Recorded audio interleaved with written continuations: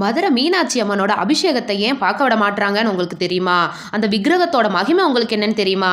யாக குண்டத்தில் அக்னியில் அவதரித்த மீனாட்சியின் இயற்பெயர் தடாதகை, அங்கையர்கண்ணி. மதுரையில் உக்கிரபாண்டியனுக்கு முடிசூட்டிய பின் சொக்கநாதர் அருகில் சிலையாக நின்று விட்டதால் அன்னை சுயம்புவானவள் கர்ப்பகிரகத்தில் அழகிய உயிருள்ள பெண்ணை போன்று தோற்றமளிப்பாள். அதனால் தான் மீனாட்சி அம்மனுடைய அபிஷேகத்தை யாராலும் பார்க்க முடியாது. அன்னையுடைய திருமேனி மரகத கல்லாலானது. அதனால் தான் பச்சை நிறத்தில் காட்சியளிப்பாள் அம்பிகை.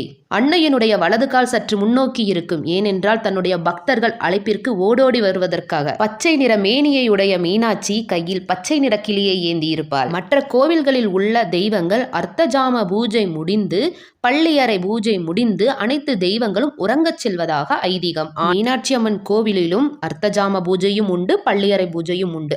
ஆனால் மீனாட்சி உறங்குவதே இல்லை. காரணம், அள்ளும் பகலும் மாந்தர் குலத்தை ரட்சிக்கக்கூடிய ஒரே தெய்வம் மீனாட்சி.